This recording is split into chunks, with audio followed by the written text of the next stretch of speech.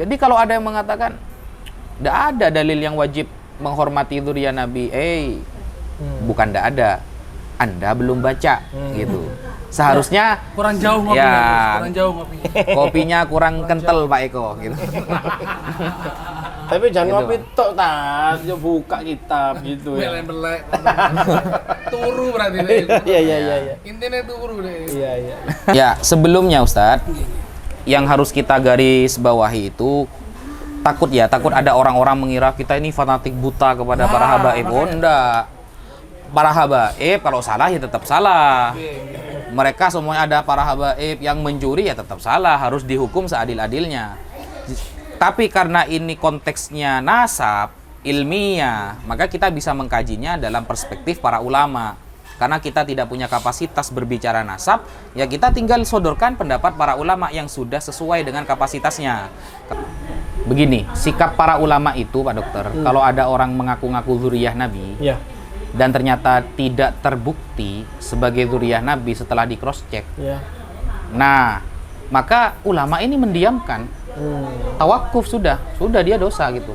Bukan malah menyebarkan fitnah begini begitu seperti yang dilakukan oleh ini. Ya. Laskar apa itu katanya? Laskar Dajjaliyah apa itu? Lupa saya ya, laskar apa namanya itu. Nah, itu. Saya nyoba tes DNA lewat TikTok Ustaz ya. Filter TikTok. Ternyata saya keturunan Eropa. Bisa jadi saya masih sepupu sama Cristiano Ronaldo. Bill Clinton itu. Iya. Kayaknya gitu kayaknya. Allah, Rabbi. Ya kan ruwet. Tes DNA dilihat J1 Arab. Arab ini Arab mana gitu. Apa keturunan Abu Lahab? Kalau Mesir jadi Fir'aun nanti Ustaz. Kan ruwet kalau kayak gitu. Ilmu-ilmu yang tidak pasti itu udah diambil sama fikih memang.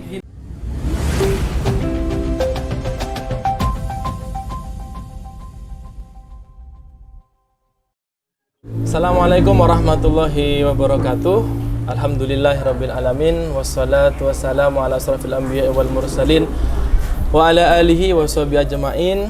Alhamdulillah kembali lagi bersama Darkah Madinah edisi kajian milenial pada malam hari ini ya. Kita bersama narasumber kita ya, Gus Wafi. Assalamualaikum Gus. Waalaikumsalam warahmatullahi wabarakatuh. Dan moderator selanjutnya ada Ustadz Hakam. Gimana Ustadz kabar? Sehat? Alhamdulillah. Baik Dokter. Meskipun ada serak-serak bahasa ini. Alhamdulillahirabbil alamin, kita bersama-sama panjatkan puji syukur kehadiran Allah Subhanahu wa taala karena pada malam ini kita bisa sharing santai Gus ya. Sharing santai, kita bisa berdiskusi santai tentunya dengan tema-tema yang menarik pada malam hari ini, malam Jumat ya, dan insyaallah mudah-mudahan acara pada malam hari ini mendapatkan keberkahan dari Allah Subhanahu wa taala. Amin. Nah, jadi pada edisi malam ini Gus ya. Ya. Mungkin kita sharing nih Gus ya. Sharing yang mungkin lagi rame ya, lagi mungkin sedang banyak dibahas, dan tentunya bagi saya orang awam ya. Saya mungkin hanya bisa husnudzon Gus, bisa berbaik sangka, dan saya berusaha untuk cinta ya. Nah, bahasan apa pada malam hari ini tentang habaib ya. Dimana habaib yang mungkin saya awamnya tahu Habib ini adalah keturunan Nabi Muhammad, kan gitu Ustaz ya? Ya, keturunan daripada Nabi Muhammad, dan saya sebagai orang awam tugas saya ini hanya berusaha untuk husnudzon dan berharap untuk ikut gandol sama para beliau-beliau gitu. Karena yang saya tahu, dengar-dengar dari almarhum Habib Abdurrahman misal, bahwa mahabbah itu adalah suatu hidayah khusus dan mungkin tidak semua orang dapat, tidak semua orang punya, dan itu yang mungkin saya dan mungkin barangkali Ustaz Hakam tadi ya. Awal-awal iki mek nunut ya. Gandolito. Ya apa kok selamat kan gitu ya. Harapannya kita semuanya bisa selamat dunia dan akhirat. Nah, ngobrol-ngobrol, ngomong-ngomong masalah habaib Gus ya. Iya. Ini gimana? Karena saya juga di Pasuruan ini tahun 2017 nikah sama orang Pasuruan, terus mertua juga mengenalkan saya dengan habaib, dan saya senang, saya cinta, ya sudah sampai sekarang pun saya senang sama dan cinta dengan habaib ya. Dan ini saya bukan memprovokasi orang-orang ya, ini bagi saya sendiri ya, mungkin orang punya pendapat lain silahkan, tapi saya berpandangan seperti itu Gus. Nah sebetulnya mungkin dulu-dulu itu gimana Gus gitu loh, habaib ini sebetulnya seperti apa, dan mungkin Habib sendiri itu artinya nopo ngoten nggih, awalnya seperti apa, dan ulama-ulama kita dulu ya, bagaimana cara beliau-beliau ini menyikapi ya, berinteraksi dengan habaib atau mungkin keturunan Nabi Muhammad Shallallahu Alaihi Wasallam.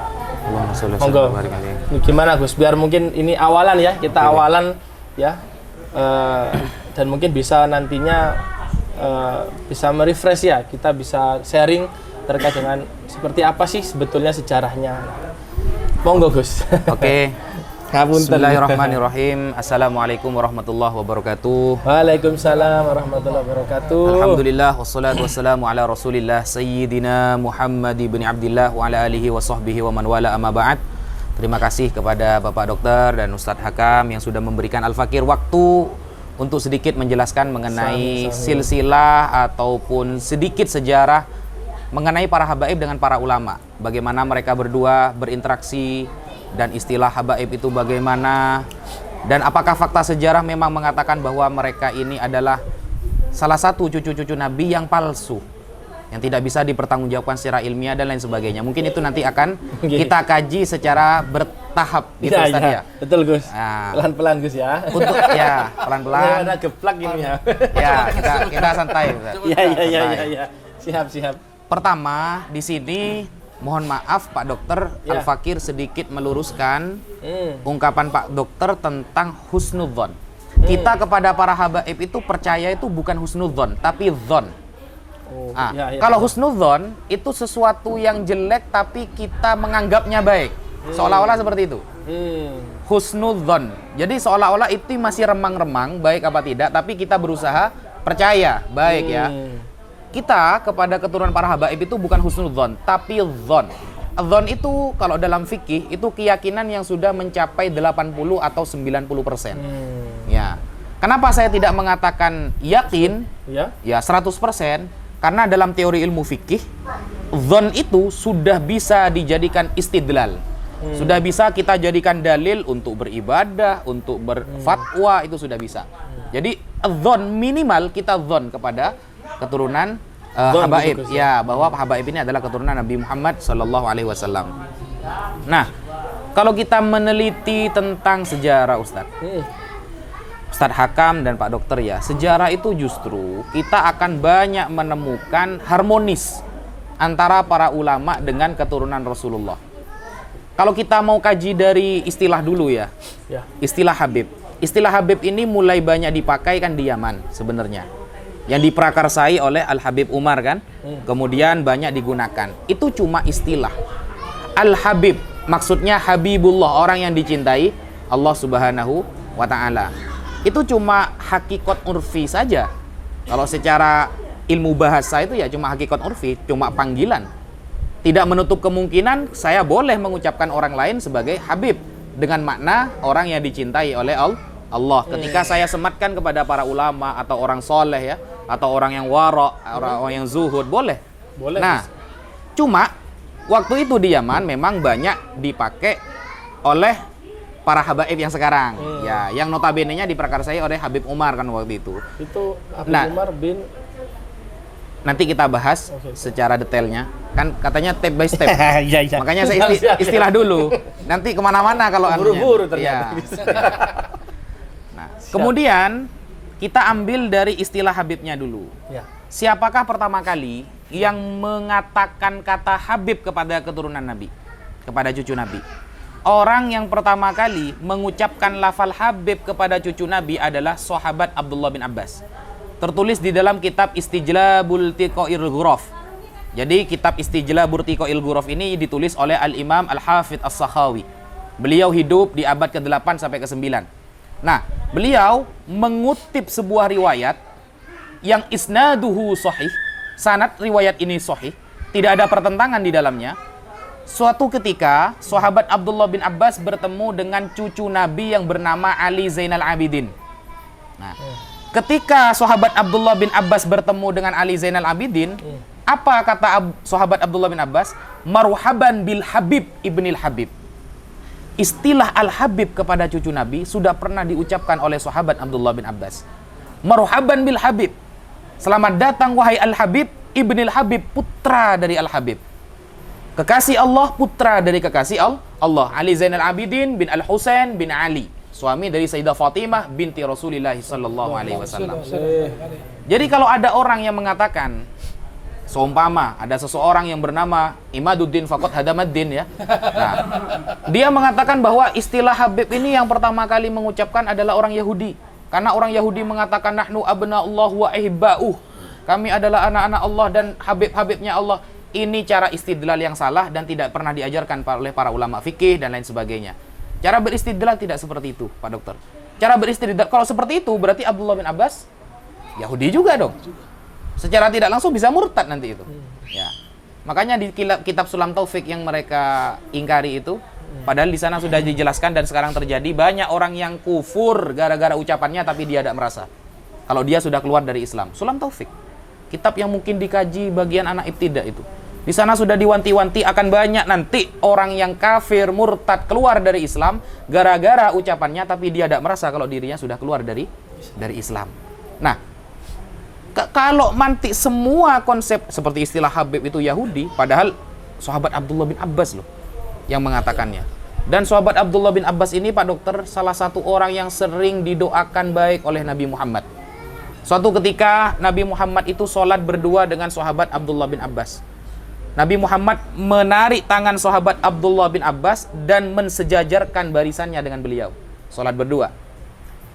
Ketika sudah takbiratul ihram, ternyata sahabat Abdullah bin Abbas mundur sedikit. Padahal sudah dilurusin kan? Ternyata mundur sedikit. Nah, wa ba'da ma faragha minas shalah, setelah Rasulullah selesai sholat, Rasulullah bertanya kepada Abdullah bin Abbas, "Kenapa kamu kok mundur sedikit? Padahal aku sudah mensejajarkan dengan aku." Apa kata sahabat Abdullah bin Abbas? Tidak ada yang pantas sholat sejajar dengan engkau, karena engkau adalah utusan Allah. Gara-gara mengucapkan seperti itu, Rasulullah mendoakan sahabat Abdullah bin Abbas agar ditambahkan fahman wa ilman fiddin, pemahaman dan ilmu di dalam agama. Bahkan yang masyhur riwayat kita ketahui, Allahumma faqihu fiddin wa 'allimhu ta'wil. Ya, berilah pemahaman dalam agama dan ajarilah Abdullah bin Abbas tafsir Al-Quran. Nah, itu dalilnya. Itu istilah Ustadz ya. Iya. Belum kita melacak kepada sejarah, karena secara bahasa itu cuma hakikat urfi saja sih. Istilah Habib ini disematkan kepada orang lain bisa. Yang penting cocok dengan nisbatnya. Habibullah, kekasih Allah, kita sematkan kepada orang yang soleh. Boleh. Kira-kira seperti itu, Ustaz. Oh, Masya Allah. Jadi ternyata memang dari zaman sahabat sudah sempat ada muncul ucapan sudah dipanggil Habib sudah. Masya Allah. Isnaduhu sahih itu, Ustaz. Saya gak mau pakai yang do'if, takut dikritik nanti. Kita pakai yang sahih awalan wa akhiran. Nah, tapi itu Gus ya. Jadi memang seiring berjalannya waktu memang kan masyarakat di Indonesia khususnya semuanya memang harus ilmiah, sehingga ya seperti itu jadinya harus jelas, harus detail, sehingga muncullah pembahasan-pembahasan mungkin yang seperti kemarin sempat bermunculan. Ya. Terus benar. Bahwa memang ternyata dari zaman sahabat pun sudah seperti itu gitu Gus ya. Benar. Nah, kalau untuk ulama-ulamanya Gus, mungkin yang paling banyak kan sikap mungkin, ya. Iya, sikapnya gimana kira-kira? Kalau kita melihat Ustaz, Pak Dokter ya, Iya. dan Ustadz Hakam, kita kan tahu ada riwayat yang sangat masyhur. Pertama dari sahabat Abu Bakar. Sahabat Abu Bakar As-Siddiq mengatakan, "Urkubu Muhammadan fi ahli baitih." Jagalah martabat Nabi Muhammad dengan kita memuliakan keturunannya, zuriyahnya, ahlul baitnya. Karena ahlul bait ini termasuk zuriyah. Kata siapa? Al-Imam Al-Ajurri. Dan juga banyak ulama yang sepakat dengan beliau. Termasuk zuriyah itu adalah, termasuk ahlul bait adalah zuriyah. Dan itu juga disebutkan oleh Al-Imam As-Sakhawi dalam kitab Al-Istijlab barusan.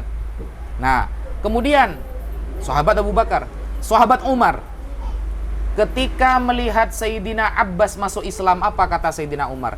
La islamuka yauma aslamtah Ahabbu ilayya min islamil Khattab. Kamu masuk Islam wahai Abbas, lebih aku sukai daripada ayahku Al-Khattab yang masuk Islam. Kenapa? 5. Karena kalau ayahku masuk Islam, Nabi Muhammad gak senang. Tapi kalau kamu, karena kamu adalah paman dari Nabi Muhammad, maka Nabi Muhammad senang. Maka aku lebih senang kamu yang masuk Islam daripada ayahku. Nah, kesenangannya itu lebih tinggi ketika Ahlul Bait Nabi yang masuk Islam daripada ayahnya sendiri. Nah, ini menunjukkan bahwa kecintaan Sayyidina Umar, apakah kita menyaksikan keilmuan beliau? Apakah kita menyaksikan khidmah dan amaliyah Sayyidina Abu Bakar? Bahkan Rasulullah mengatakan, innallaha ja'alal haqqa ala lisani Umar wa qalbih. Allah telah menjadikan kebenaran dari lisan Umar dan hatinya. Sayyidina Umar menomorduakan ayahnya ketika melihat Ahlul Bait yang masuk Islam, yaitu sahabat Abbas. Kemudian sahabat Zaid bin Thabit. Suatu saat sahabat Zaid bin Thabit setelah baru selesai mensolati jenazah. Ada sahabat Abdullah bin Abbas yang beliau notabene-nya termasuk Ahlul Bait juga, keluarga Nabi. Sahabat Abdullah bin Abbas mau memegang tali kuda atau untanya sahabat Zaid bin Thabit. Kalau kita sekarang itu andaikan ada kiai, ada sepeda motor, kita nuntun. Nah, penghormatan ya. Kendaraan seorang kiai dituntun oleh santri kan merupakan penghormatan. Nah, unta atau kuda milik Zaid bin Thabit mau dituntun oleh sahabat Abdullah bin Abbas. Melihat itu, maka Zaid bin Thabit mengatakan, "Khalli anhu ya bna ammi Rasulillah." Oh, jangan, enggak usah. Wahai putra dari pamannya Nabi saya, enggak usah gitu. Apa kata sahabat Abdullah bin Abbas? Hakadza naf'alu bil ulama, beginilah aku memperlakukan para ulama. Bayangkan Ahlul Bait, ya, keluarga Nabi memperlakukan ulama sedemikian rupa memuliakan. Lalu apa balasan sahabat Zaid bin Thabit? Langsung dicium tangannya. Wa hakadza naf'alu bi ahli baiti nabiyina. Dan beginilah juga kami menghormati Ahlul Bait keluarga kami.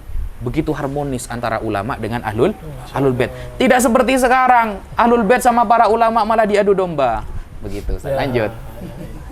Ya Gus, berarti kan juga sempat saya dengar ya, ngapunten kalau salah ya. Soalnya saya dokter loh Gus, bukan. Nggih. Jadi nanti kan kalau masalah dokter kan masih masalah tes DNA-nya nanti gitu kan. Kedokteran nanti. Jadi saya juga kan pernah dengar Gus, ceramahnya salah satu ulama bahwa memang kan Nabi juga pernah mendoakan Sayyidina Ali sama Sayyidah Fatimah ya. Berikan apa Sayyidina Ali dan Sayyidah Fatimah ini keturunan yang bagus dan banyak gitu loh Gus. Berarti kan memang harusnya keturunan Nabi ini ya ada banyak dan bagus kan begitu Gus ya. Dan kenapa kok ternyata juga masih banyak yang mungkin masih meragukan, atau mungkin yang sudah saya sampaikan tadi kan harusnya mungkin sudah banyak tertera juga kan ya di cerita di hadis atau di mana. Nah itu menurut jenengan bagaimana berarti seharusnya kita ini menyingkapi yang memang ternyata cerita ini ternyata sudah jelas gitu Gus. Begini Pak Dokter, Imam Ghazali itu pernah mengatakan di dalam kitab Ayyuhal Walad bahwa salah satu penyakit yang tidak ada obatnya ketika kita benci kepada seseorang karena hasud, dengki, iri. Semakin kita benar, maka semakin salah menurut mereka. Semakin kita sampaikan berbagai dalil, maka semakin hitam hati mereka. Jadi ya hanya hidayah yang bisa menyembuhkan penyakit fi qulubihim maradun itu. Hanya itu Ustaz. Jadi bayangkan Imam Ibnu Hajar, Al-Imam Ibnu Hajar Al-Haytami punya kitab namanya Al-Qaulul Mukhtasar fi Alamatil Mahdi Al-Muntadhar, tentang tanda-tanda Imam Mahdi. Imam Mahdi itu jelas Ustaz, keturunan Nabi, Ahlul Bait Nabi. Kalau ada orang yang mengatakan keturunan Nabi bukan Ahlul Bait, tertolak dengan riwayat ini. Al-Imam Ibnu Hajar mengatakan, Al-Haytami dalam kitabnya Al-Qaulul Mukhtasar fi Alamatil Mahdi Al-Muntadhar, secara tegas dengan lafadz waqad tawatarat al-akhbar, sudah mutawatir hadisnya. Wastafadat bi kathrati riwayatiha, riwayatnya sudah banyak diketahui. Anil Mustafa sallallahu alaihi wasallam, langsung dari Nabi Muhammad sallallahu alaihi wasallam. Tentang apa? Bimaji'il Mahdi, bahwa akan datang Imam Mahdi wa annahu min ahli baitih, dan dia adalah ahlul baitnya. Sudah mutawatir, sudah syuhra istifadah langsung dari Nabi bahwa Imam Mahdi yang merupakan keturunan adalah min ahli baitihi, termasuk ahlul bait Nabi. Wa annahu sayusa'idu Isa ala qatlid dajjal, dan dia nanti akan membantu Nabi Isa untuk membunuh Dajjal bi Babiluddin bi ardi Palestin, di gerbang Lot di tanah Palestina.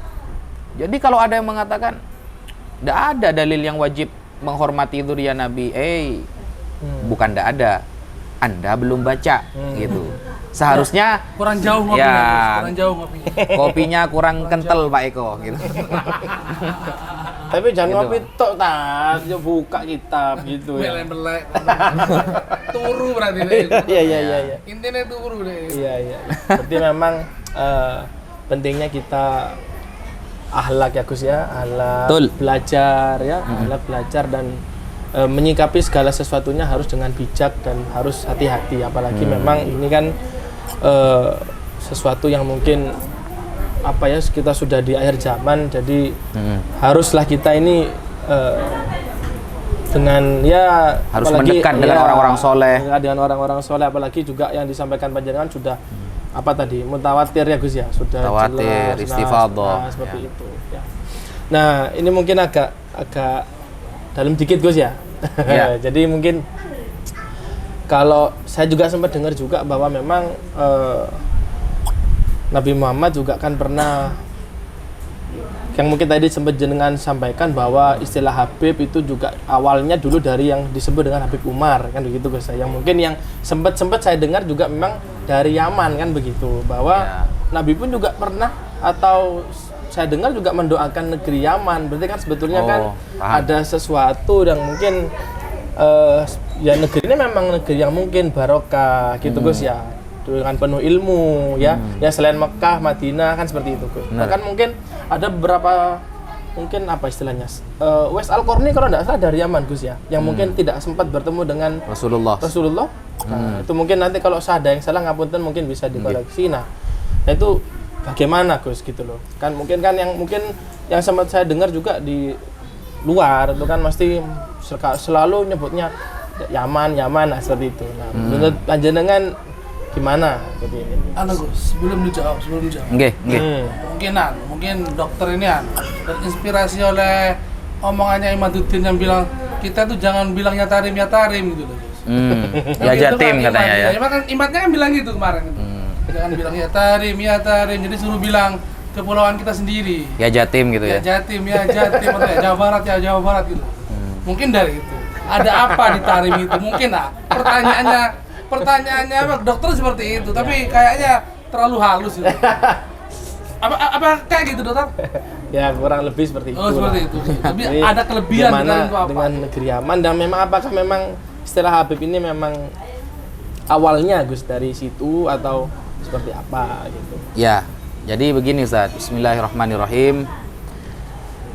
Kalau kita lihat tentang hadis-hadis yang menerangkan tentang eskatologi, ya, tentang akhir zaman ya. Kalau bahasa di perkuliahan itu eskatologi istilahnya kan. Tentang akhir zaman, banyak sekali pujian Rasulullah kepada ahlul Yaman. Dua, yang selalu dipuji-puji oleh Rasulullah, dua itu Pak Dokter. Satu Yaman, dua Palestina. Contoh, pernah ada sabda dari Rasulullah, la yazalu ahlul gharbi zahirina alal haq hatta taqumas sa'ah. Ya, bahwa nanti ada ahlul gharbi dari kalangan umat Rasulullah yang akan selalu berada di atas kebenaran sampai hari kiamat. Wa fi haditsin akhar, di hadis lain dijelaskan, wahum bi baitil maqdis, dan mereka ada di Baitul Maqdis. Ini yang disampaikan oleh Al-Imam An-Nawawi dalam Syarah Sahih Muslim. Nah, yang kedua, Yaman. Nah, bahwa nanti kata Nabi, faman kariha alaihi fa alaihi bi yamani. Kalau nanti di akhir zaman kamu tidak bisa datang ke Palestina, tidak bisa menjadi tentara Allah di Palestina, tidak ikut sumbangsi di sana, minimal faman kariha alaihi fa alaihi bi yamani, maka pilihlah Yaman. Di sana juga ada jundun min junudillah. Ada tentara-tentara Allah. Hadis-hadis eskatologi berbunyi seperti itu. Jadi ketika ada orang yang narasinya mulai membenci Yaman, mengajak untuk tidak membela Yaman dan lain sebagainya dengan cemoohan, bahkan ada istilah jongos Yaman, budak Yaman, kan gitu. Padahal secara tidak langsung mereka adalah budaknya Imaduddin ya. Nah, ini kan sebenarnya standar janda ini ya.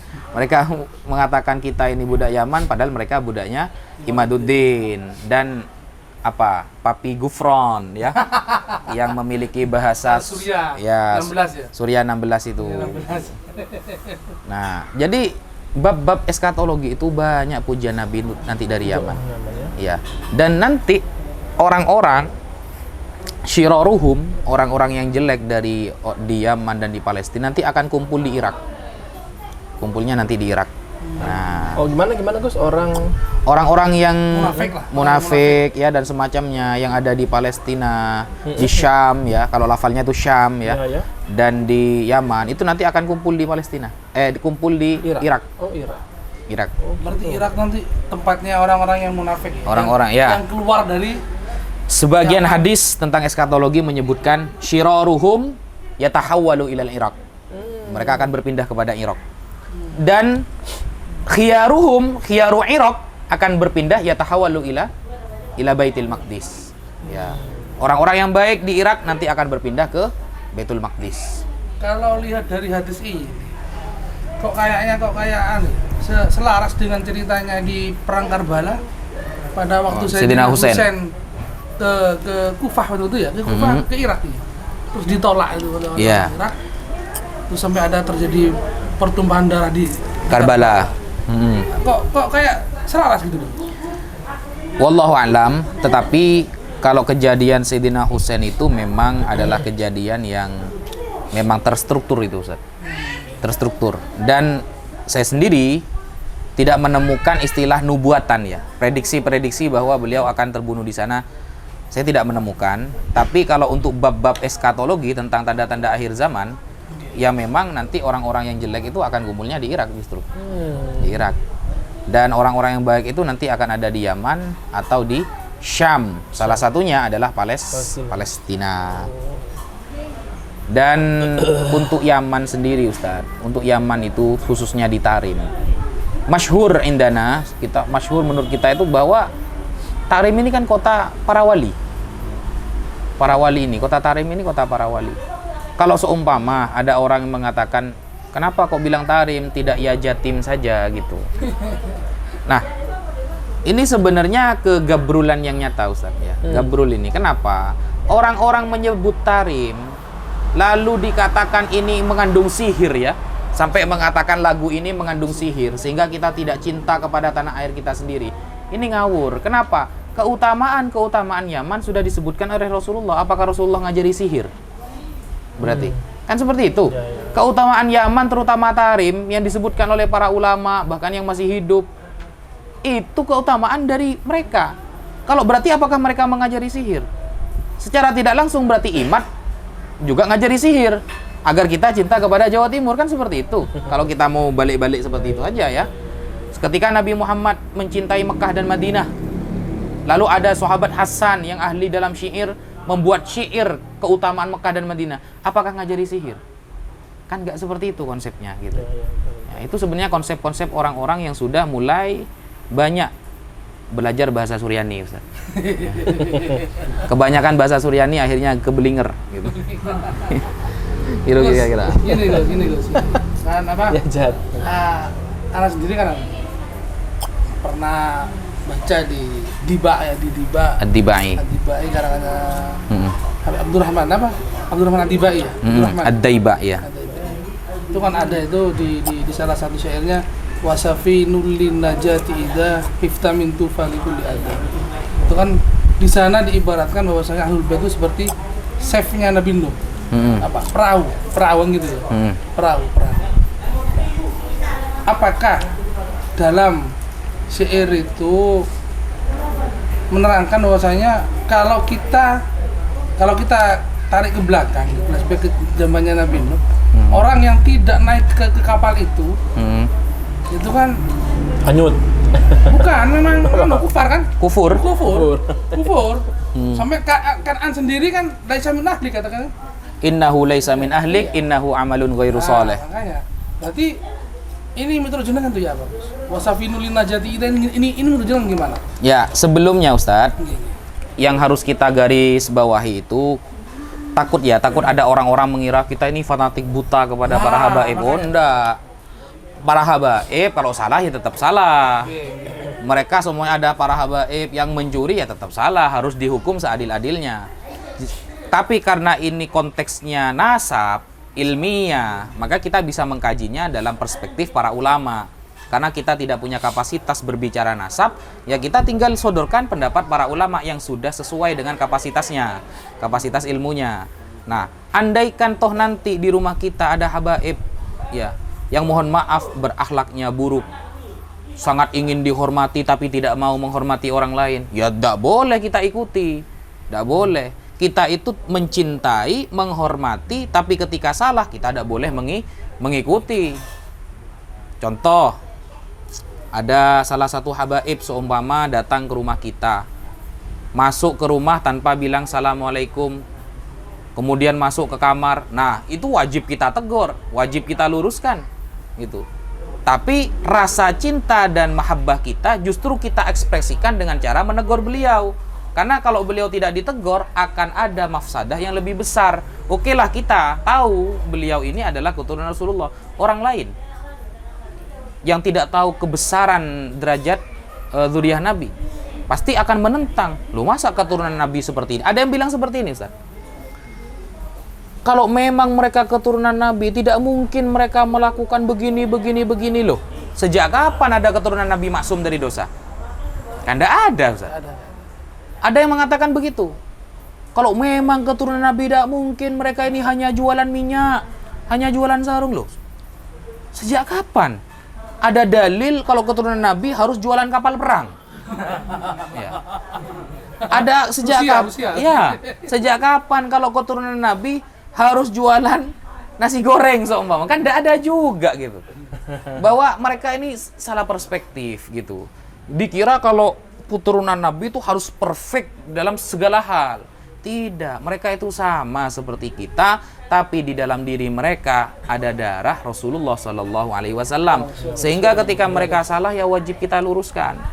Kita tidak boleh fanatik buta. Kalau ada habaib yang masih muda, jangan terlalu dihormati sehingga dapat membuat dia lalai untuk belajar agama, untuk berjihad, untuk amar ma'ruf nahi mungkar. Kadang Ustaz, kita harus jujur.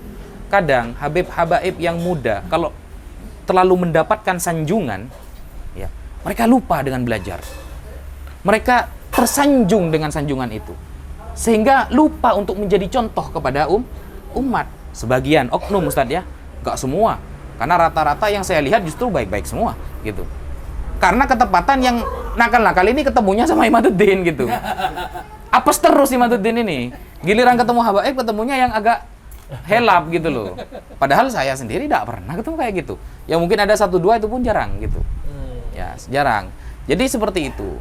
Sehingga tidak ada istilah kalau keturunan habaib itu semuanya maksum, terjaga dari dosa. Nggak ada. Kan'an saja anaknya Nabi Nuh ketika tidak ikut kapal, kata jenengan tadi, innahu laisa min ahlik, dia bukan lagi keluargamu wahai Nuh, innahu amalun ghairu sholeh, karena dia tidak soleh, tidak mengerjakan apa yang diperintahkan Allah Subhanahu wa ta'ala. Kira-kira begitu, Ustaz. Terus apa lagi tadi, Ustaz? Ya itu, ada Pak. Itu kan kita dianjurkan itu oleh Syekh Abdul Rahman Atiba. Itu kan untuk ikut dalam perahu itu. Betul.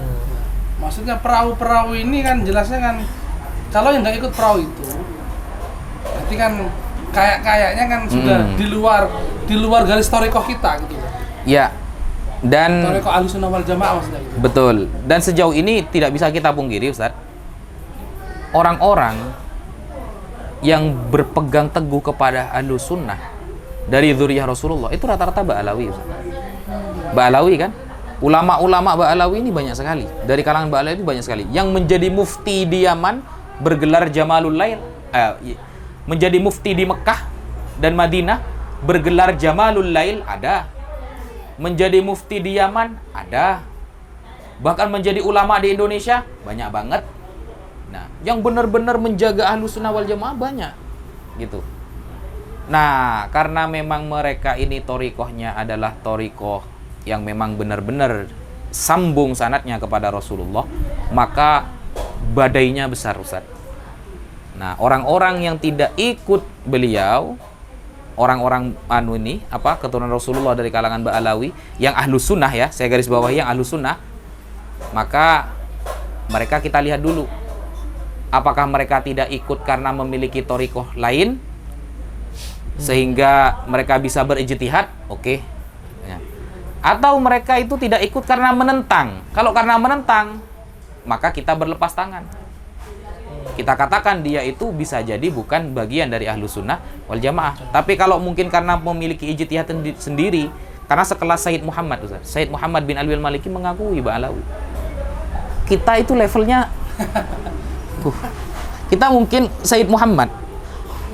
Kita bertahun-tahun jadi orang Islam. Ada berapa hadis yang kita hafal sanadnya dari kita sampai Rasulullah? 2 mungkin nggak nyampe, Ustaz. Nah, Sayyid Muhammad setingkat beliau yang terkenal muhaddis saja seperti itu mengakui.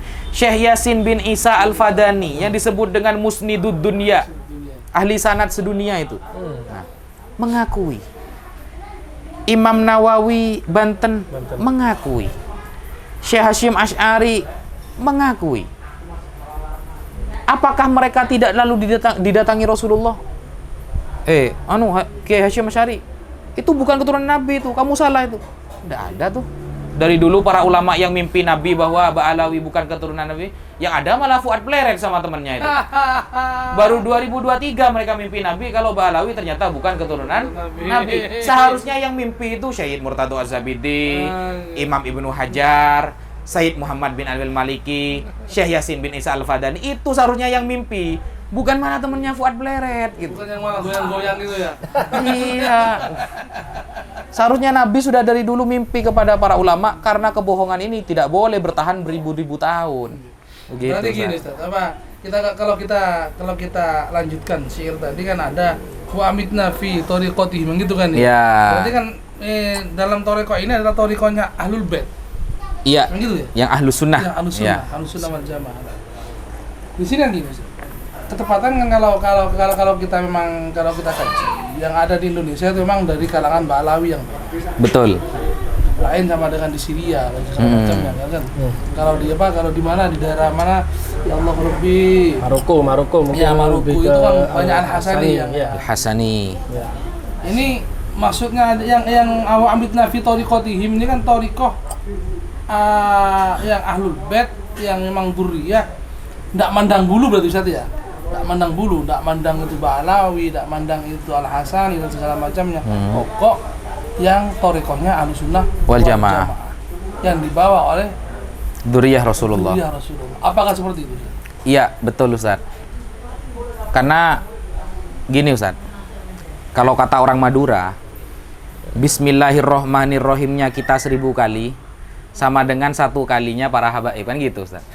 Nah, makanya istidadul ittiba ya. Jadi kita harus benar-benar mengikuti mereka.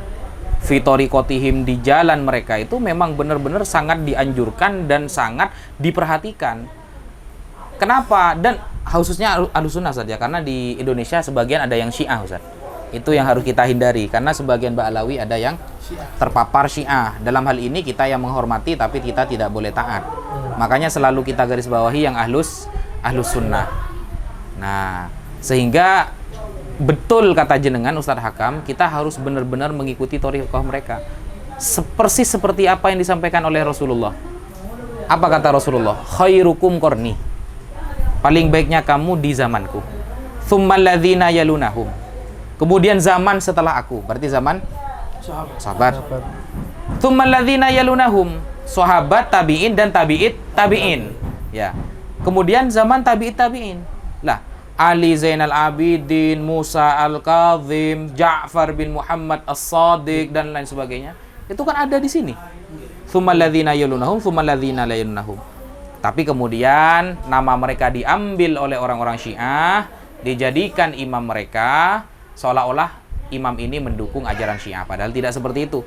Kita tidak akan pernah menemukan riwayat dari Ja'far bin Muhammad As-Sadiq yang membela ajaran Syiah. Tidak ada. Ya. Mereka hanya mengaku-ngaku saja.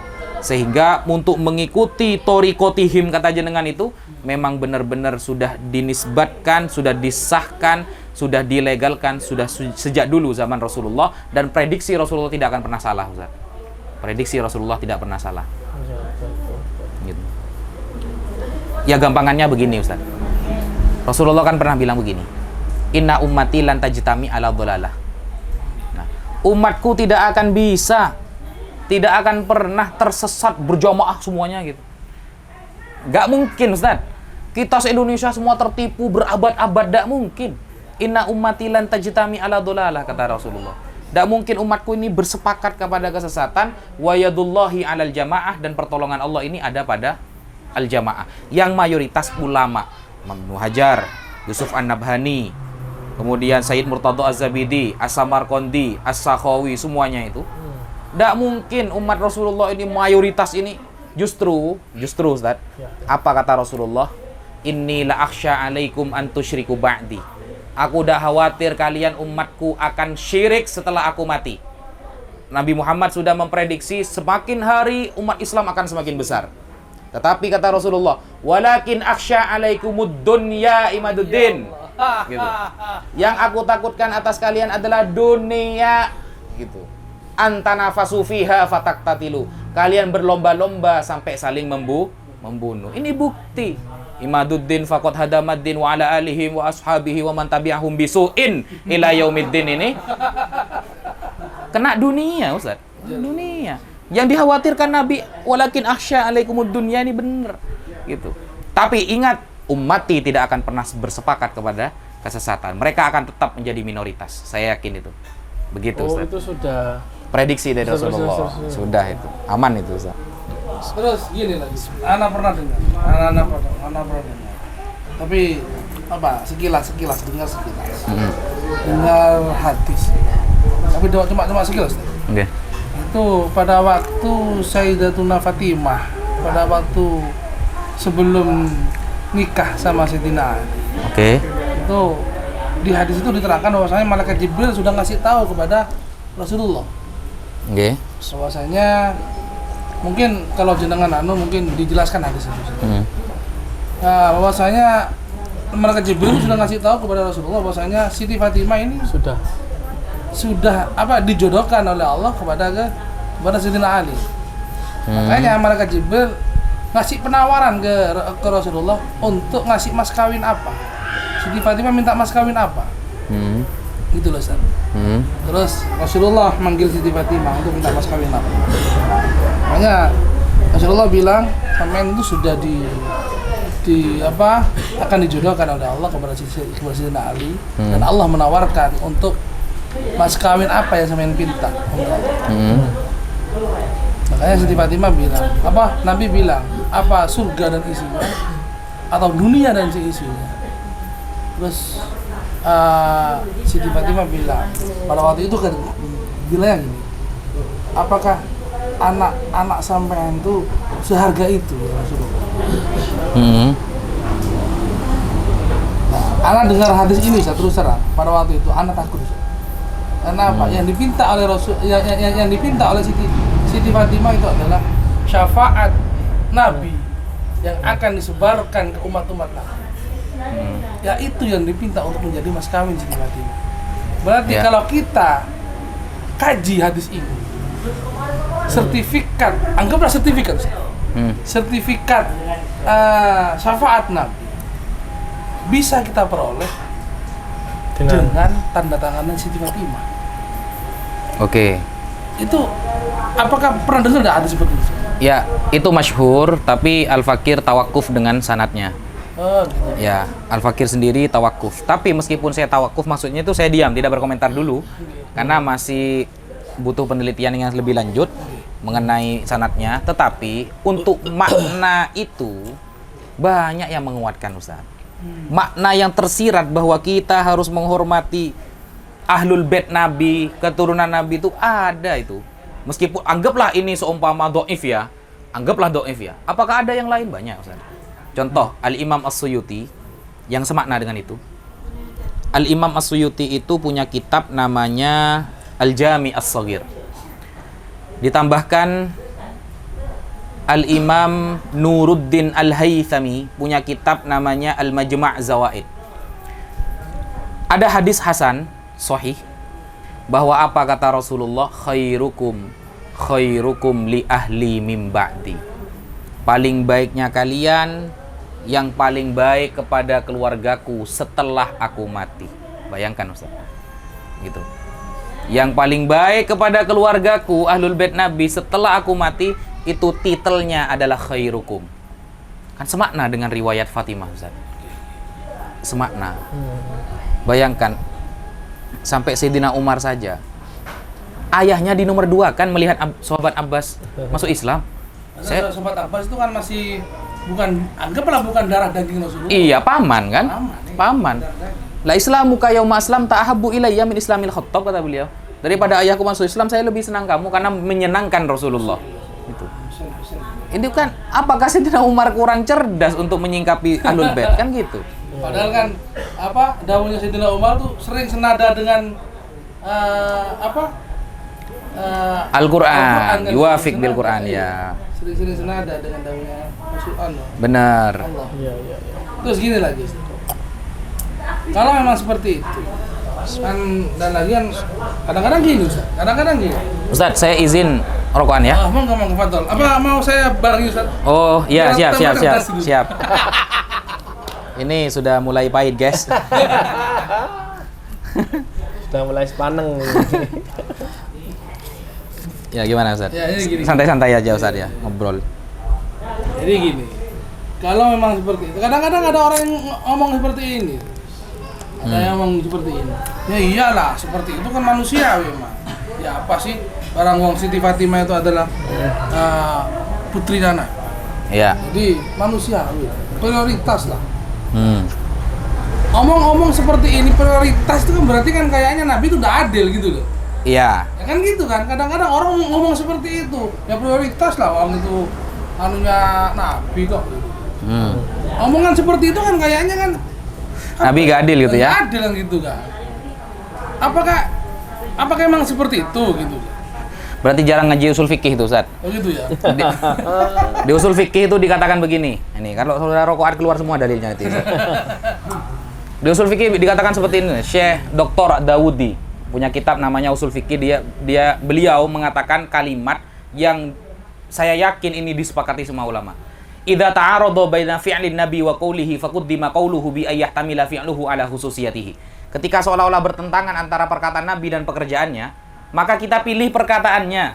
Kenapa? Karena bisa jadi pekerjaannya khusus untuk Nabi. Al-Qur'an memerintahkan kita nikah hanya cukup 4, tapi Nabi 9. Loh, kok udah adil? Kok udah ikut Quran Nabi? Ya, maka kita harus mengikuti ucapannya karena ucapannya untuk umat, pekerjaannya bisa jadi itu khusus untuk Nabi. Khususiat Nabi, kehususan yang dilakukan dan diperbolehkan hanya untuk Nabi ini bukan hanya berlaku di zaman Islam saja. Sudah sejak dulu zaman Nabi Musa, kemudian zaman Nabi Isa. Contoh, Nabi Yakub punya 12 anak laki-laki. Ada satu perempuan bernama Dinah. Kemudian Nabi Yakub punya 12 anak laki-laki, salah satunya seperti Nabi Yusuf, Ruben, Lewi, Yehuda, Binyamin, dan lain sebagainya. Nah, khusus keturunan Lewi gak boleh nikah campur. Kenapa? Jadi ulama, jadi ustadz-ustadz lah kalau sekarang itu. Makanya Nabi Musa dan Nabi Harun, nabinya orang Yahudi, itu adalah keturunan Lewi. Musa bin Imran bin Azir bin Kohif bin Azir bin Lewi bin Ishak bin Ibrahim alaihissalam. Nah, bin Lewi bin Yakub bin Ishak bin Ibrahim alaihissalam. Nah, itu kehususan. Sudah wajar kehususan bagi para nabi itu. Namanya nabi, orang pilihan. Gitu. Kecuali yang dari Bogor, Ustaz. Ada orang namanya Tukimin. Ngaku nabi. Masa kita mau bicara Allahumma sholli ala sayyidina Tukimin? Kan kayaknya. Ya, kalau namanya nabi punya kelebihan Nabi Ustaz. Biasa. Jadi kalau ada pertentangan ya kita ikut syariatnya. Makanya Nabi ketika mengatakan lau kanat binti Fatimah sarqat laqata'tu yadaha. Ya. Ini sering dijadikan dalil Ustaz. Ya. seolah-olah mau mendiskreditkan Ahlul Bait, ya, mendiskreditkan Sayyidah Fatimah. Loh, Nabi lo bilang Sayyidah Fatimah andaikan mencuri, ya. Bukan mencuri kan, andai. Andaikan mencuri, akan aku potong sendiri. Yang pertama, Nabi ngajari adil kepada kita. Dan buktinya Sayyidina Umar, putranya yang bernama Abdurrahman Al-Ausad, ketika melakukan berzinahan, Sayyidina Umar sendiri yang mencambuk dia di depan masyarakat. Sampai 100 kali cambukan. Menunjukkan keadilan. Tapi ingat, kalimat Nabi pakai lau imtinaiyah, tidak terjadi itu, Ustaz. Cuma andai saja gitu. Ya. Mungkin gitu, Ustaz. Ya, Pak Dokter. Berarti memang kadang kalau di kehidupan sehari-hari Gus ya, kadang Iya. kita ya adalah mungkin menemui beberapa orang yang mungkin mengaku sebagai habaib atau apa. Berarti sikap kita kan benci tidak boleh Gus ya. Iya. Jadi sikap para ulama itu, Pak Dokter, kalau ada orang-orang yang mengaku keturunan Nabi, Mengaku sama ulamanya atau sama Iya. masyarakat bahwa saya ini habaib, bahwa saya ini nah, gitu. ya, Misal seperti itu gitu loh Gus. ya, jadi begini, sikap para ulama itu, Pak Dokter, kalau ada orang mengaku-ngaku zuriyah Nabi Ya. dan ternyata tidak terbukti sebagai zuriyah Nabi setelah di cross check, Ya. nah, maka ulama ini mendiamkan, tawakuf sudah dia dosa gitu. Bukan malah menyebarkan fitnah begini begitu seperti yang dilakukan oleh ini. Ya. Laskar apa itu katanya? Laskar Dajjaliyah apa itu? Lupa saya ya, laskar apa namanya itu. Nah, itu. Jadi dulu kalau kita lihat di dalam kitab Sirru Silsilatin Alawiyah contohnya. Kalau ada orang mengaku keturunan Nabi, dulu itu dikonfirmasi dulu, Pak Dokter. A'anta min Husaini, am min Hasani, am Muhammadi, am Abbasi, am Umari. Kamu ini kalau mengaku keturunan Nabi dari jalur siapa? Hasankah? Husainkah? Abbaskah? Umarkah? Atau Muhammadi? Muhammad bin Al-Hanafiyah. Karena Nabi Sayyidina Ali pernah menikah dengan wanita selain Sayyidah Fatimah, punya anak namanya Muhammad bin Al-Hanafiyah. Dan beliau salah satu orang yang mensolati sahabat Abdullah bin Abbas ketika wafat. Nah, Muhammad bin Al-Hanafiyah dari jalur mana? Oh, saya mengatakan Husaini. Oh, dari Husain. Kalau dari Husain, falahu aqab. Husain ini punya beberapa keturunan, punya beberapa anak. Falahul abna. Kamu dari jalur yang mana? Oh, ana dari Ali Zainal Abidin. Ali Zainal Abidin punya beberapa anak. Kamu dari jalur mana? Nah, itu ditanyakan terus sampai ayahnya. Baru kalau dikonfirmasi benar, nah maka dia tercatat sebagai Shahihun Nasab. Nah, Al-Imam Ibnu Inabah punya kitab namanya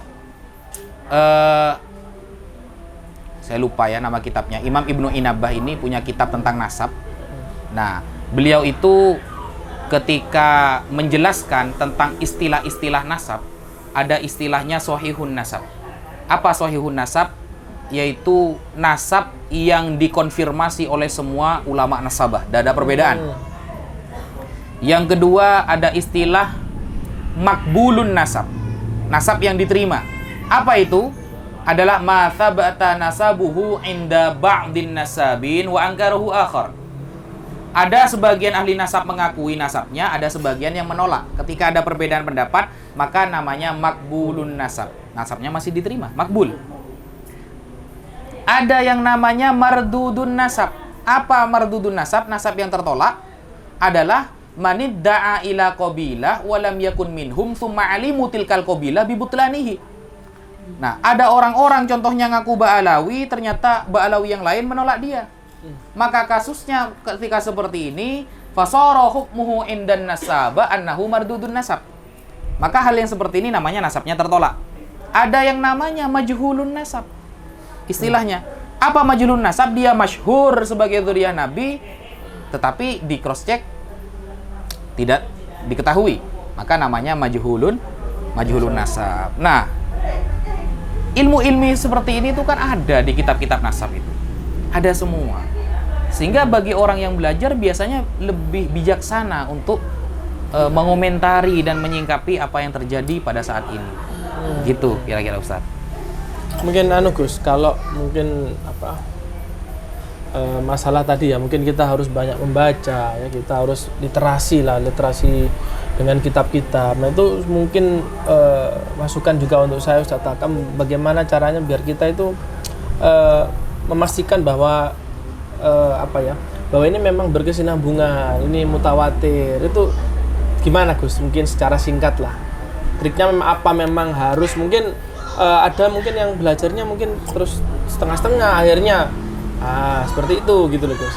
Jadi mungkin ini juga masukan buat para santri juga ya, bagaimana caranya kita bisa mendapatkan ilmu itu memang secara step by stepnya kan begitu Gus ya. Benar. Sambung menyambung sehingga apa yang kita sampaikan mungkin ketika kita berargumen itu juga benar-benar mantap gitu Gus.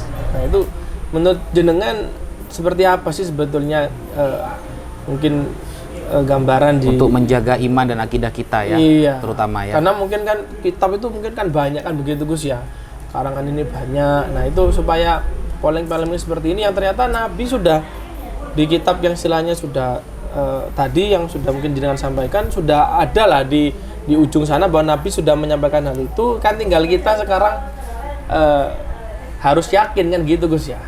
Ya. Ada saja kadang kan yang itu enggak nyambung, syaratnya terputus, enggak mutawatir. Nah, itu gimana? Ya, itulah Ustadz. Jadi sahabat Abdullah bin Mas'ud itu kan pernah mengatakan begini. Manistanna falyastanna biman qad mata. Kalau mau ikut ulama yang sudah wafat. Kenapa? Karena yang masih hidup belum aman dari fitnah. Kita kalau sudah ikut ulama yang sudah wafat, Ki Hasyim Asy'ari, Said Murtadha Az-Zabidi, Imam Ibnu Hajar Al-Haytami, Yusuf An-Nabhani dan lain sebagainya itu aman, Ustaz. Aman. Jadi itu Gus ya. Ada itu perkataan salah satu timnya Imaduddin Qori itu pernah bilang, ya kita harus ikuti ulama yang masih hidup. Andaikan saya disuruh milih nih antara Ki Hasyim Asy'ari atau Ki Imad, saya milih Ki Imad katanya. Karena Ki Hasyim Asy'ari itu sudah wafat. Kita kan nah ini ternyata memang ada gitu loh. Harus ikut Ki Imad lah gitu. Kan apa namanya itu, Ki Hasyim Asy'ari sudah wafat. Kita kan interaksinya sama ulama yang hidup. Ini menentang perkataan sahabat Abdullah bin Mas'ud. Sahabat Abdullah bin Mas'ud itu sudah jelas itu, manistanna falyastanna biman qad mata. Ya, kalau mau ikut ulama ya ikut ulama yang sudah wafat karena mereka sudah aman dari fitnah. Gitu. Dan ikutlah yang mayoritas. Nah, itu Tidak akan tergiur dengan uang udah ya. Kalau sudah meninggalkan seperti itu. Nah, umat Main sama dengan imat ya. Nah, betul. Di Al-Quran kan sudah jelas Ustaz, kuntum khairu ummatin ukhrijat linnas ta'muruna bil ma'ruf wa tanhauna 'anil munkar. Umat Islam ini dulu Allah itu memilih Bani Israel sebagai umat pilihan. Allah dengan tegas mengatakan dulu, ya Bani Israel ulkuru ni'mati allati an'amtu 'alaikum wa anni faddaltukum 'alal 'alamin. Dulu Bani Israel menjadi umat pilihan. Ketika Bani Israel gagal membawa dan mengajarkan apa yang telah disampaikan oleh para nabi Bani Israel, maka Allah memberikan umat setelahnya yang lebih baik, yaitu umat Islam. Maka Al-Quran sudah mengatakan innama yakhshallahu min ibadihi al-ulama. Yang benar-benar takut kepada Allah ini para ulama. Ulama ini ada dua, ada ulama dunya, adalah ulama akhirah. Nah, ulama dunia adalah ulama-ulama yang nilai-nilai akhirat dia jual dengan dunia. Sebaliknya ulama akhirat, semuanya mereka pasrahkan kepada akhirat. Nah, sehingga Rasulullah dengan tegas dalam Sahih Bukhari mengatakan bahwa innallaha la yaqbidul ilma intiza'an yantazi'uhu min qulubil ibad. Allah mencabut ilmu di dunia ini bukan caranya itu enggak dengan mencabut dari hati kita langsung lupa semua, bukan. Walakin yaqbidul ilma biqabdil ulama. Tapi Allah mencabut ilmu di dunia dengan cara mewafatkan para ulama. Hatta idza lam yubqi aliman, ketika di dunia ini sudah ada orang alim, maka ittakhadhan nasu ru'usan juhala, masyarakat akan mengangkat orang-orang bodoh menjadi ulama, menjadi kiai dan ustadz. Fasu'ilu fa'aftau bighairi ilmin, mereka ditanyakan masalah hukum, mereka menjawab tanpa ilmu. Fadallu wa adallu, seperti yang sekarang. Andaikan semua ahli fatwa di dunia mengatakan Ba'alawi sahih, nasabnya sambung kepada Nabi, maka aku tetap membatalkannya. Ini sudah ciri-ciri Ustaz. Kalau ahli fatwa para ulama sudah ditolak, ya. Bahkan dia mengatakan bahwa Ba'alawi ini adalah keturunan Yahudi katanya. Nah, narasi-narasi kebencian seperti itu kan tidak ilmiah, Ustaz. Tidak ilmiah. Sehingga kita bisa melihat kita ini sebenarnya di barisan mana. Apakah barisan para ulama? Mereka sok-sokan mau mengatakan ayo PBNU mengadakan Basul Masail. Basul Masail itu dari tingkat desa sampai tingkat nasional, Ustaz. Kalau kita mendengarkan qala Ibnu Hajar Al-Haytami, kita taslim. Ibnu Hajar Al-Haytami berkata A, maka kita selesai. A. Kenapa? Beliau thiqah, terpercaya. Loh, ini malah Imam Ibnu Hajarnya yang dikritik. Ini kan itu namanya nggak Ustaz. Dem selendeman. Ya, kira-kira seperti itu. Ibnu Hajar dikritik ya. Ibnu Hajar dikritik. Apalagi kita gitu ya. Ini benar-benar hajar hati mereka ini. Betongku. Perlu dihajar. Ruwet ini kata saya. Iya. Itu memang menunjukkan bahwa apa Gus ya, memang kita ini sebagai manusia ya tentu ada batasan ya. Salah satu mungkin batasannya ya kita ketika sudah yang mungkin seperti tadi sudah ahli ya sudah kita pasrahkan pada ahlinya. Nah, kan seperti itu Gus ya. Katanya mereka Ustaz. Pak Dokter. Ya bisa jadi Imam Ibnu Hajar tidak meneliti. Bisa jadi Ki Hasyim Asy'ari tidak meneliti. Ya daripada percaya ke kamu, mending percaya Imam Ibnu Hajar lah gitu. Itu levelnya belum apa-apa sudah mau ngeritik ulama-ulama kelas kakap gitu loh. Wan baru jadi ulama di desanya aja sudah dibenci masyarakat, dia sudah keluar-keluar mau ngeritik Imam Ibnu Hajar yang levelnya sudah setingkat dunia gitu. Iya. Kalau sudah begitu sudah nggak bisa ditanggapi lagi kan Gus. Istilahnya kalau sudah mengatakan masih perlu bukti ilmiah, istilahnya apakah ya itu tadi tidak ilmiah, apakah ada istilahnya penelitiannya memang ini benar-benar benar apa tidak kan seperti itu kan. Betul. Itu kan memang kita perlu apa ya, kalau istilahnya kita turuti keinginan seperti itu ya kan bahaya juga Gus ya. Ya, itulah perbedaan antara bodoh dan dungu. Ada dalilnya ini. Saya makanya kajian malam hari ini saya sudah siap semua dalilnya gitu. Syekh Hasan Hittu, mazhab Syafi'i. Iya. Alim dalam fikih. Beliau mengatakan begini. Al-jahil yata'allam wal ahmaq yunakishu bil batil. Kalau bodoh itu belajar.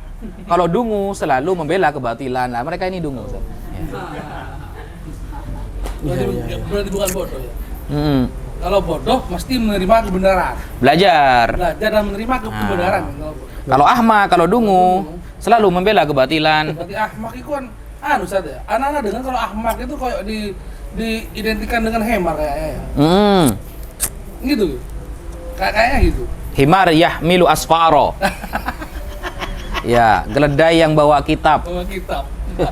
Iya. Iya. Kan ada di Quran tuh, Quran. Ada ayat itu. Itu ayat itu kan. Iya, bener. Yahmilu asfaro. Ya Allah. Terus Ya. ini Ustaz. Ini Gus. Ini apa ya? Kita sekarang kan bicara cinta lah, Cinta. Bagaimana kita cinta ke habaib, bagaimana kita cinta kepada dunia. Kalau kita ngomong-ngomong bahasa cinta, ya mabuk lah. Ya. Istilahnya kalau kita bilang bicara cinta, berarti kayaknya kalau kita bicara cinta, konsep syariat tuh kayaknya nggak masuk juga sebenarnya. Kayaknya seperti itu. Rasulullah pernah bersabda, Ustaz, hubbuka li syai'i yu'mi wa yusim. Cintamu pada sesuatu akan dapat membuat kamu buta dan tuli. Ya kan? Berarti kan konsep syariat kadang-kadang nggak masuk. Ya, kalau cinta sudah melekat, tai kucing pun rasa coklat. Oh gitu. Terus gini, seumpama. Iya. Kita kan harus kata Nabi kan dianjurkan sudah kan kita itu untuk hubbul li ahli kan itu ya. Cinta kepada Ahlul Bait. Nah, cinta-cinta di sana itu ya apa? Apakah cinta-cinta di sana itu kayak tadi itu tidak ya apa sih cara ngomongnya itu? Jadi batasan cinta itu bagaimana? Kan begitu. Gitu loh. Ahlul Bait. Ya. Batasan cinta itu harus sesuai syariat. Maka ada istilahnya gulu, Ustaz. Gulu ini ekstrim. Kita kan tidak boleh gulu kan? Oh, nggih. Tidak boleh ekstrim. Terlalu mencintai sampai menghalalkan sesuatu yang haram, tidak boleh. Karena syariat sudah tertata dan sudah selesai. Nah, sehingga kalau cinta kita itu membuat kita buta dan tuli dan sampai mengharamkan perkara halal atau sebaliknya, jelas tidak boleh. Ya, tidak boleh. Sehingga gulu adalah sesuatu yang sudah sampai melanggar batasan syariat. Ya, kata-kata Sayyid Muhammad itu ya. Jadi ekstrim adalah sesuatu yang sudah melanggar syariat. Kita cinta kepada Ahlul Bait sesuai dengan syariat yang dibawakan oleh Rasulullah. Kita mencintai Ahlul Bait dan keturunan Nabi sesuai yang disampaikan oleh para ulama. Tidak lebih dari itu. Sehingga ketika ada salah satu habaib contohnya melakukan salah, kewajiban kita sebagai orang yang cinta, kita tegur. Kita mencintai istri kita, maka kita tidak rela aurat istri kita dilihat oleh orang lain. Dengan cara kita menyuruh istri kita untuk menutupi auratnya. Itulah cinta yang hakiki, Ustaz. Islam tidak pernah melarang orang-orang untuk jatuh cinta, tapi Islam selalu melarang hal-hal buruk yang diatasnamakan cinta. Begitu kata Syekh Ramdhan Al-Buti. Ya Allah. Ini Mungkin perlu diulang lagi. Berat. Biar dibuat status gitu kan. ya itu Zat. Jadi Islam tidak pernah melarang kita untuk jatuh cinta, tapi Islam melarang hal-hal buruk yang diatasnamakan cinta. Al-Buti, Syekh Ramdhan Al-Buti. Ya Allah. Danggus ya. Iya. Katanya cinta melihat habaib salah malah difitnah. Bukan ditegur malah difitnah. Katanya cinta melihat habaib bermaksiat malah digibahin, bukan dilurusin. Nah, ini bukan cinta itu namanya. Bukan cinta. Karena cinta itu butuh pengorbanan, Gus ya. Oh iya jelas Ustaz. Kita kalau lihat sepak bola Ustaz. Iya. Sampai subuh Ustaz. Kenapa? Cinta kan? Iya, sampai hafal namanya itu. Ada Messi, ada Neymar ya. Ada Cristiano Ronaldo. Wah, itu sampai hafal itu ya. Andai kan ditanyakan nama-nama istri Nabi kadang tak hafal aja. Kamu main bola hafal kepi. Leso, bodoh. Gitu. Ya Allah. Ya. Makanya ada kata-kata untuk malam hari ini Ustadz, sandal swallow yang kita bawa ke masjid lebih baik daripada karfil namun kita bawa ke diskotik. Ya. Jadi, ya, sederhana tapi berdata lebih baik daripada bersorban mewah tapi bahasanya Surya 16 gitu. Ya. Terus gini, Gus. Ini mau ada dokter juga. Ya.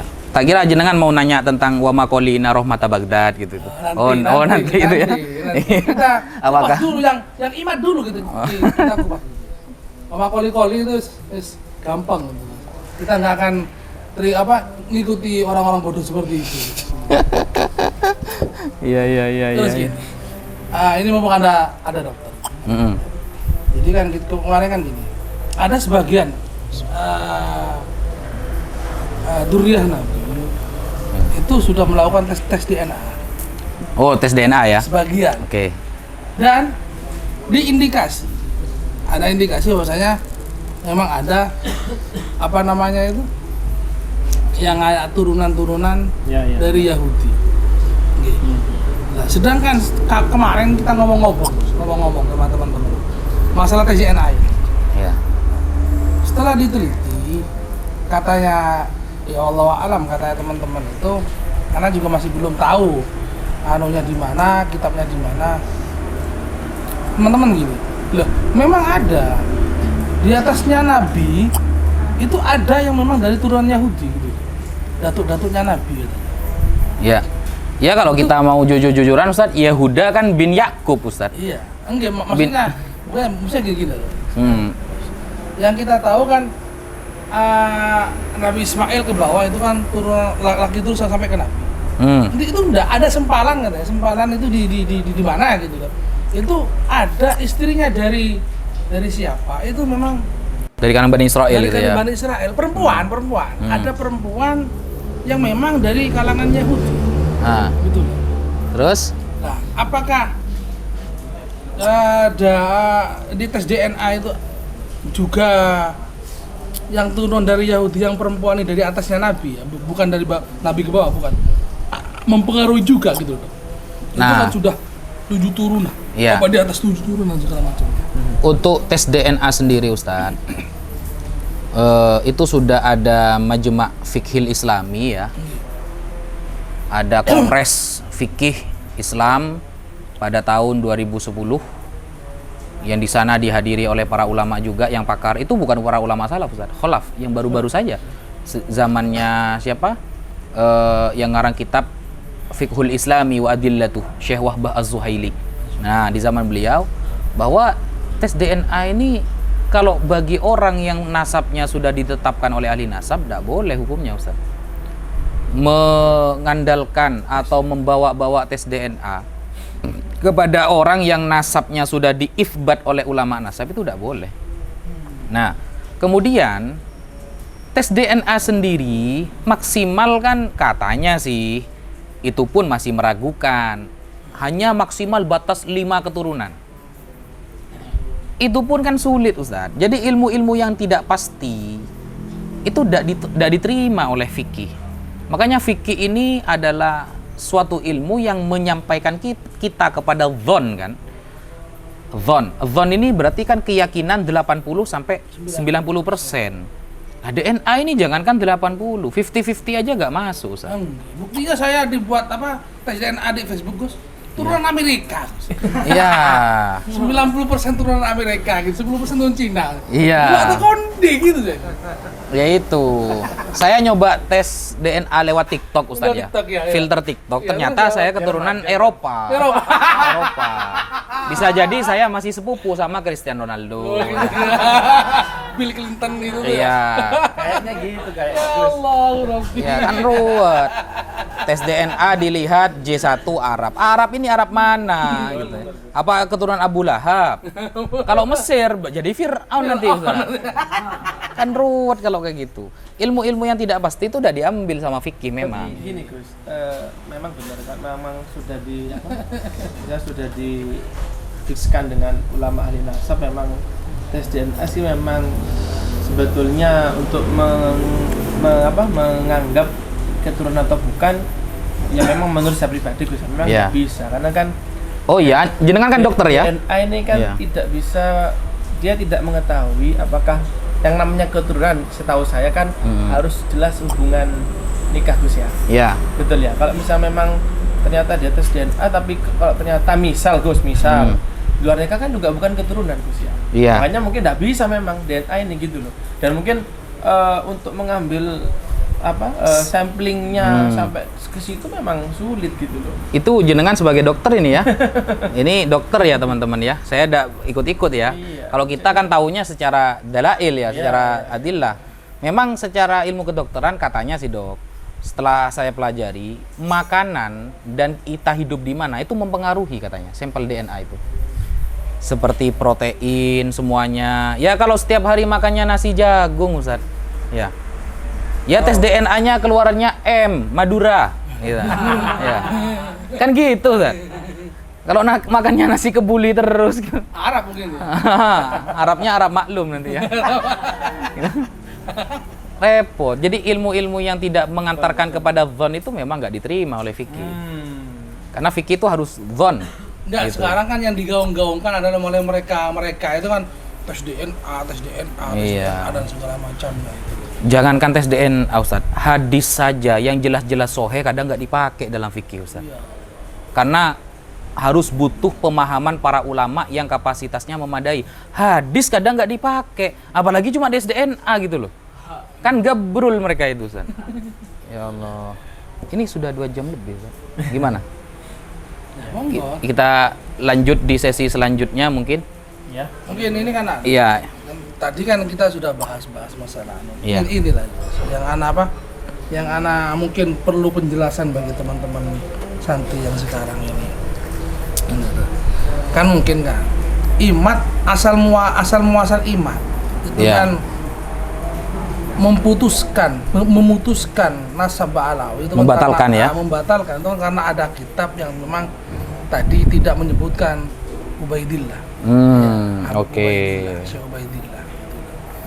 Pembatalan itu kan memang lah mereka meyakini itu karena apa? Tidak ada Tidak ada yang menyebut, ada sebagian dari kitab nasab yang tidak menyebutkan Ubaidillah. Ubaidillah.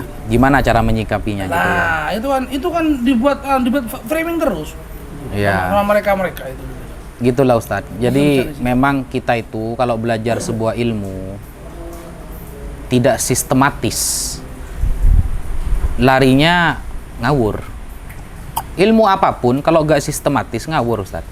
Tukang tambal ban mau mengobati orang sakit gigi, giginya mau ditambal pakai tambal ban, ya ancur bilok colon Ustadz gitu.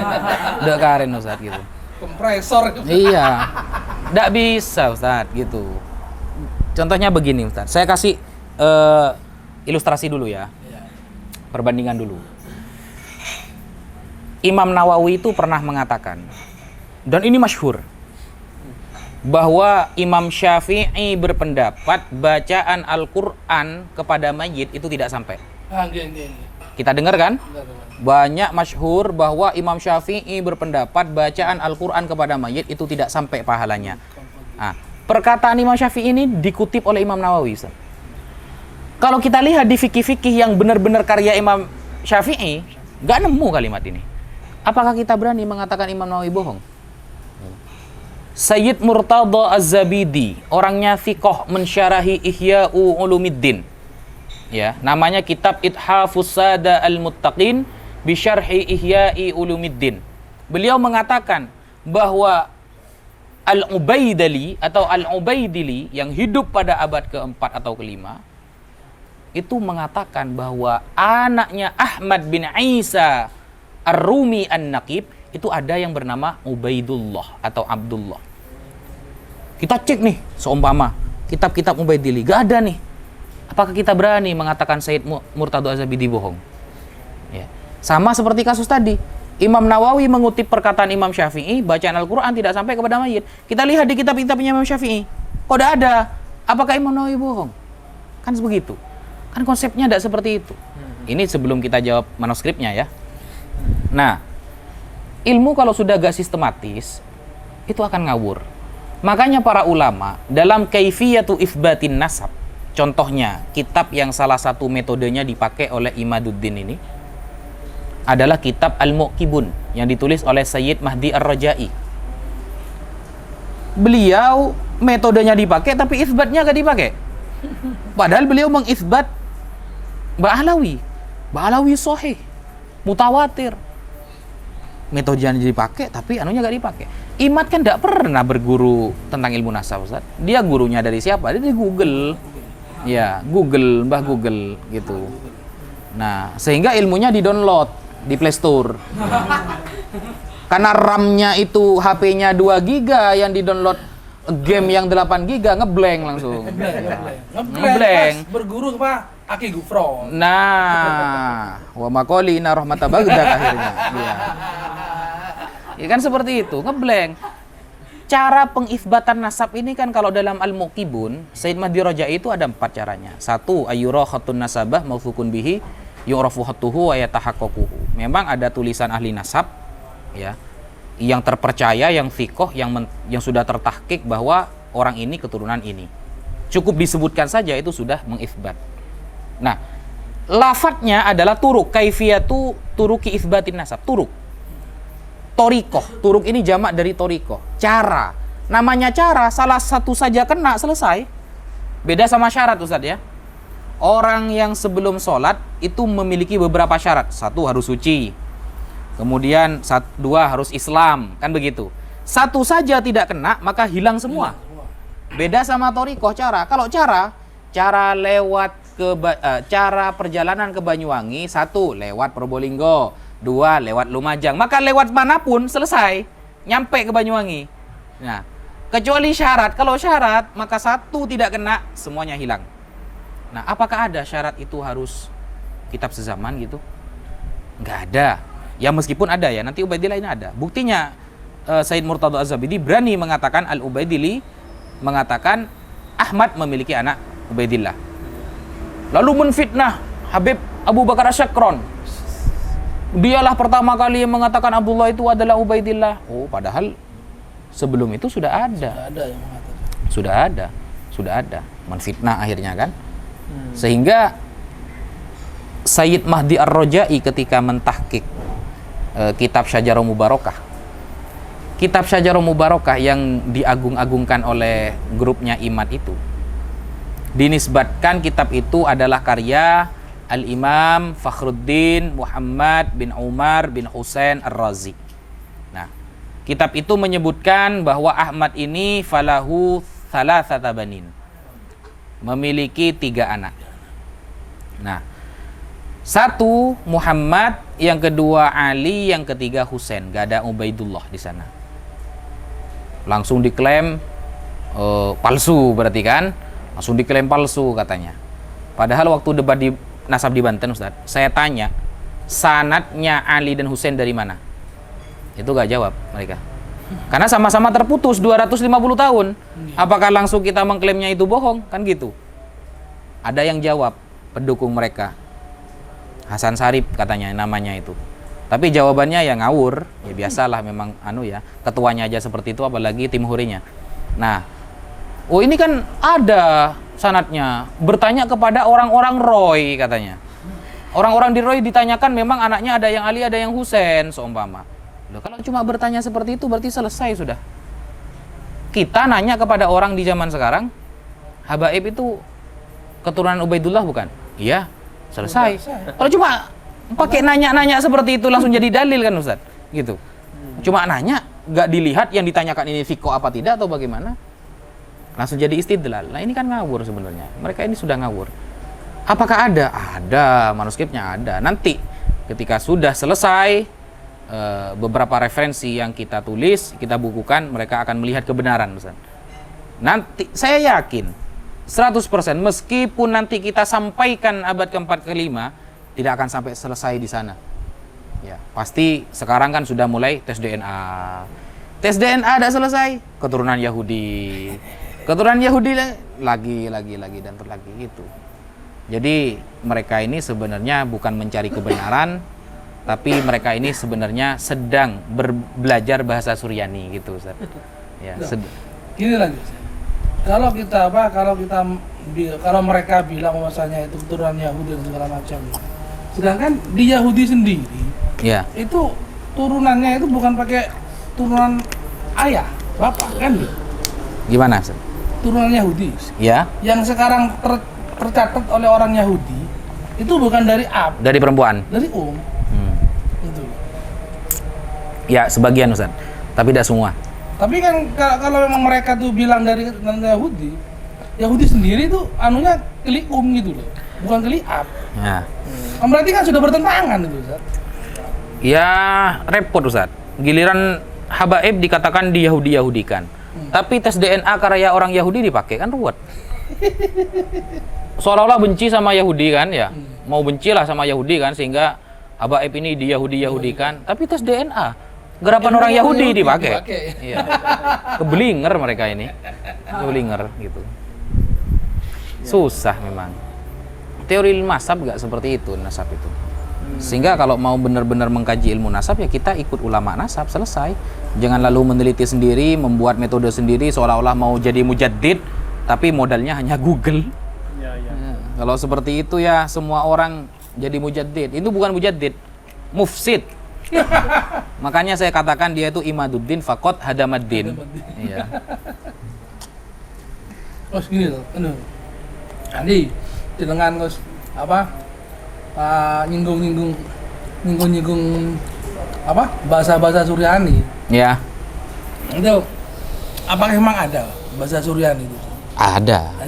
Ada, tapi nggak sesempit daun kelor yang disampaikan si Sugi. Nama aslinya Sugi, Ustaz. Oh, Sugi. Iya, Gufron itu katanya sih nama aslinya Sugi, sudah viral itu.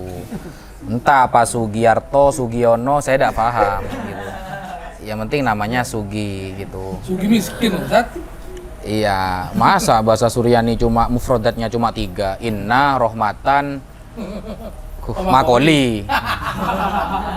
Makoli, apa Makoli ini kata saya. Nah, itu kalau saya pernah dengar, Ustaz. Mungkin kalau saya pernah dengar, mungkin bisa diluruskan. Bahasa-bahasa Suryani itu bahasa-bahasanya Nabi Sis katanya. Pernah dengar seperti itu? Heeh. Iya. Ada yang mengatakan seperti itu memang. Nabisis. Pada zamannya Nabisis. Putranya Nabi Adam. Gitu. Hmm. Nah, itu makanya banyak Jabroil, Kasfayail. Ya, semacam itu. Iya. Coba cari yang Makoli ada apa enggak? Sampai kiamat gak ada itu. Nggak ada. Iya. Saya punya gitu loh. Sampai Dajjal keluar 2 kali gak ada itu. Nggak ada. Bukan dua kali. mungkin gitu. Mungkin itu butuh penjelasan. Jadi bahasa Suryani itu kalau gini aja. Kalau menurut saya gini. Di bahasa Injil saja. Bahasa Injil itu kan bahasa Aramaik. Aramik ya. Ada Ibrani juga ya. Ibrani itu Taurat. Taurat ya. Itu sudah tidak terdeteksi dari sekarang. Nah, Iya. nggak ada yang make gitu loh. Iya. Kok ini bahasa Suryani, bahasa yang di atasnya Taurat, bahasa yang di atasnya Injil. Itu Kalau kok Ibrani meskipun gak ada yang make masih tercatat Ustaz. Tercatat. Iya, ya Suryani juga sebenarnya juga bisa dipelajari, tapi kan gak ada yang make memang. Yang make hanya sebagian kecil saja. Kayak Ibrani. Ibrani itu mirip-mirip Islam Ustaz. Mirip-mirip bahasa Arab ya. Ukhtun akhot kalau di Ibrani. Ukhtun kalau kata kita saudara perempuan akhot. Kalau akhun itu dan lafaz-lafaznya juga sama, alif, dalet gitu. Mirip-mirip karena serumpun dengan bahasa Arab. Nah, kalau itu bahasa Aramaik mirip-mirip juga. Dajjal kata kita di Aramaik daggale. Mirip-mirip Ustaz. Kalau Makoli ini mirip apa Ustaz? Makoli ini, aduh. Tadi sayur di pasar itu brokoli tapi itu. Ya. Ruwet ini. Enggak loh, itu kan ada rumusnya itu kan ya. Kayak abjadnya gitu loh. Itu kayak abjadnya jimat gitu saya tahu. Bukan itu bahasa anu saya tahu. Itu bukan abjad Ustaz. Nomor togel paling. Nomor gitu. Parah. Masa Ya Allah. ruwet. Ruwet. Ya apa dokter? Mungkin Ustaz. Ya. Sekarang dari apa kesimpulannya gitu. Kesimpulan. Ya. Mungkin dari jenengan dulu. Penutup ya. Ya, langsung dari Closing statement istilahnya ya. Langsung gimana Gus? Langsung Ya, aja. alhamdulillah. Kita menyikapinya seperti apa?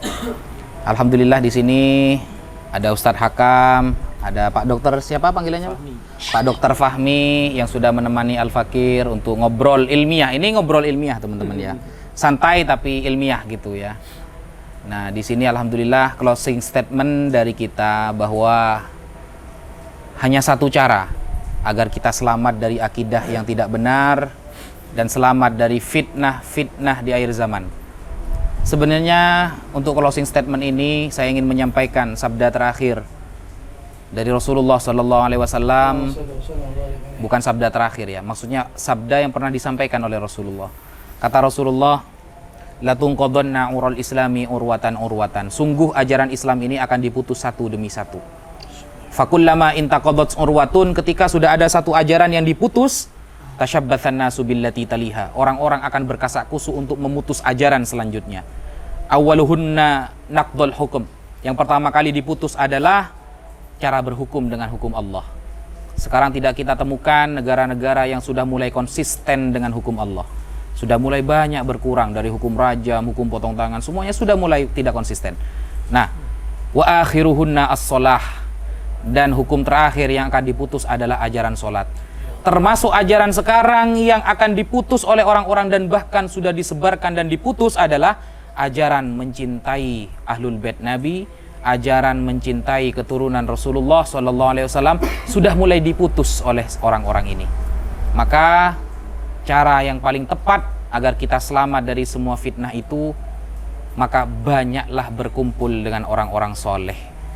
Kita wiritan gak ada yang istiqomah Pak Dokter. Sholat kita masih males, ibadah kita masih pas-pasan, sedekah kita pun masih pas-pasan. Maka cara terakhir agar kita selamat adalah sering-seringlah berkumpul dengan orang soleh. Imam Sufyan bin Uyainah mengatakan, zikru sholihin tanzilur rahmah. Kita bercerita tentang orang soleh saja bisa menurunkan rahmat, apalagi kenal dengan orang soleh, apalagi kumpul. Makanya jangan jauh-jauh dari orang soleh, karena fitnah sekarang sangat berbahaya. Dan saking dari bahayanya, sampai bisa mengeluarkan kita dari agama Islam menjadi orang yang kafir. Na'udzubillahi min dzalik. Mungkin sekian dari Al-Fakir, kurang lebihnya Al-Fakir mohon maaf. Walafu minkum. Wassalamualaikum warahmatullahi taala wabarakatuh. Waalaikumsalam.